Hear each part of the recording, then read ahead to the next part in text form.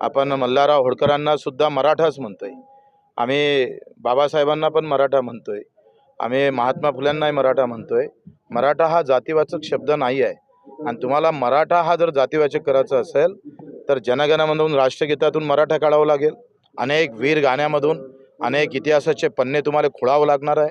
आणि म्हणून मराठा हा वेगळी जात नसून ते मुलखाचं नाव आहे, हे खरं तर शासनानं समजून घेतलं पाहिजे।